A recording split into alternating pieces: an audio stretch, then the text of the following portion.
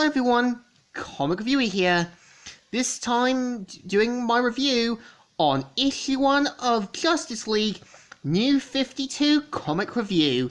Now, as you know, the New 52 was a 2011 reboot and relaunch of the DC Universe by bringing in new readers and doing a whole new clean slate until the 2016 soft boot of DC Rebirth.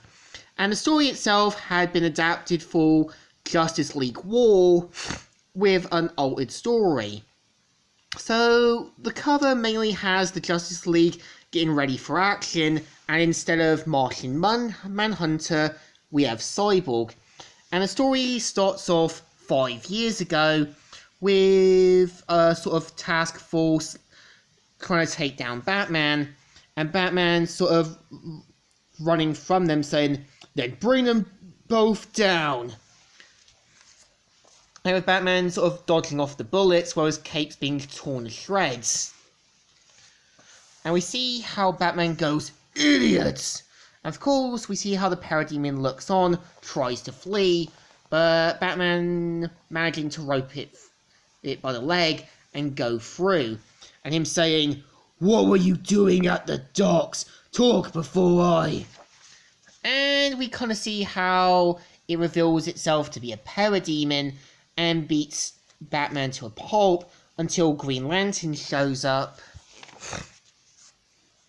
and creates a construct of a fire engine, and him meeting Batman saying, "Batman? You're real? And you're too damn bright. Turn down the light before they see us." Before who sees us?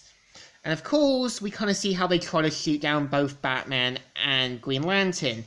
And keep in mind, this takes place 5 years ago, so of course people weren't used to seeing superhumans.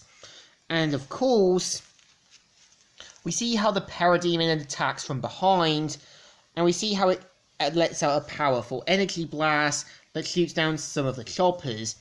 And we see how Green Lantern tries to save the helicopters, and the Parademon turns into a more doggish-like form to try and flee. And of course, we see how Jordan's saying, "What is that, a transformer? It has changed into some kind of dog. Take your flashlight and go home. Gotham's mine. Coast City's yours. No, this entire space sector is mine." And he points out who he is, mainly a space cop, and patrols Sector 2814. And of course, we see how they go under the sewer system, and we kind of see how Hal Jordan realizes that Batman doesn't have any powers, that he's just a guy in a sort of bat costume. And we see how Batman takes the ring, and it's kind of implied that due to Batman's willpower, he can take it away from him. But it kind of suggests that he just says the whole, "you weren't concentrating," to get a reaction from him. And of course, we see how Batman gets Hal Jordan to be quiet and shows off to where the Parademon is, and sees it activating the boombox. And we kind of see how it says, "Did you hear that? If that bomb goes off, he just aimed it. Lantern, wait! For Darkseid!" And of course, ends up killing itself, and they wonder who Darkseid is, but they know it sounded like a death cry, and that they know something could go wrong. So they investigate what this box is, and of course, it's unable to be identified.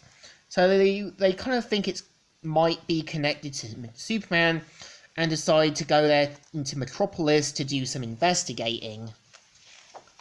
And we are introduced to Vector Stone, who is meant to be a sort of QB at high school. We see how basically other coaches from colleges and universities want to kind of recruit him. And you can kind of tell he's meant to be this kind of like expert on the playing field. And we kind of see how he does have a difficulty relationship with his father due to him being more busy with work.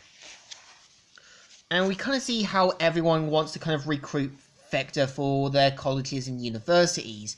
We see how the character says, just settle down, you'll get your turn. And we see how Vector, leaves a voice mail for his father, but you can kind of tell he is annoyed and a little frustrated that he didn't show up for his game.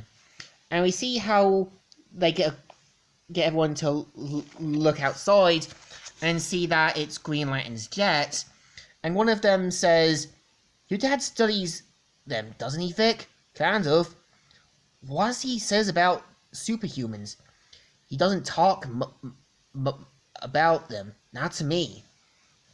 And we see how they make it to Metropolis, and we see how Green Lantern keeps Batman safe and says he can handle this, and ends up kind of getting pummeled down by Superman, who says, I don't handle easy. So, what can you do? And this is the story. So, issue 1 isn't too bad.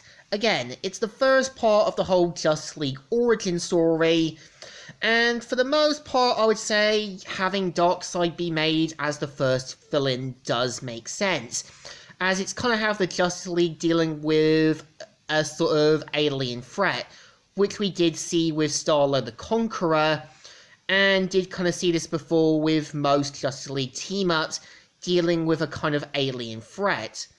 And I think the story definitely deserves a thumbs up. Still good, and still alright. So, Comic Reviewer here, signing out.